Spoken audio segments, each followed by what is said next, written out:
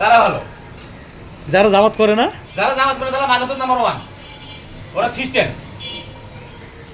যারা জামাত করে তারা কি না, তারা মুসলমান, তারা বেহেশতে যাবে।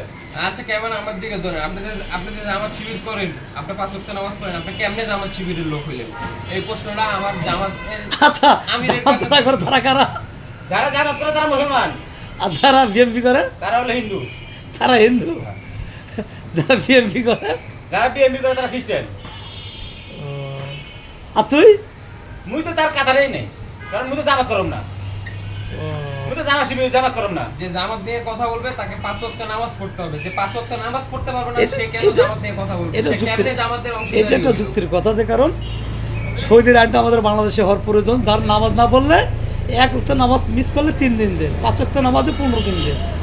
সৌদির কথা কইস না, কইস না, হইলে কথা কইস না। তার মানে কইতে যাচ্ছি যে বাংলাদেশি যত মহিলারা সৌদিতে যা বাচ্চা দিতেছে, এই তো মানে তোর ওটা বাংলাদেশে কোন কি নারীরা হচ্ছে পুরুষের হক, নারীরা হলো পুরুষের ব্যবহৃত জিনিস। কারণ এরা টাকা পয়সা মানুষের মানে জামা কাপড় পোশাক আশাকের কেনার জিনিস। টাকা পয়সা থেকে গুরুত্বপূর্ণ সম্পদ হচ্ছে নারী জাত। এরা রাস্তায় গেলে পুরুষ ব্যবহার করবে, ঘরে থাকলে এরা কেউ যাবে না। এটাই তো কথা নাকি? এবার কথা কয়, এবার যুক্তিতে আয়, আমার সাথে আয়।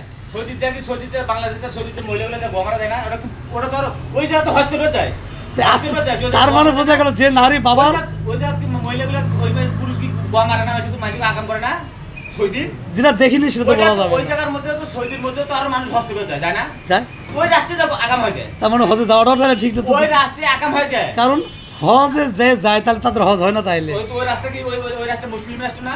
হজের জন্য ওইটা কি ওটা যে ব্যবহার রাষ্ট্র না? ওটা যে ব্যবহার আল্লাহ তাআলার হুকুম ছিল, ওটা ব্যবহার করা যায়। ওই জায়গায় আকাম হয় না।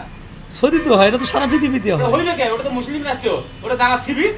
কারণ এটা তো তোরা টাকার লোভে যাচ্ছিস, তোরা যারা যায় এগুলো যায় এইসব কাজগুলো করতেছিস, ভাই টাকার লোভে তো করতেছিস। তোর কাছে কোনটা? তোর কাছে তো এমনি বলে মসজিদের হুজুর যদি বিয়ে সে টাকার লোভে করে, তারপরে মাঙ্গের কথা নিয়ে আসছিস তুই যাবে।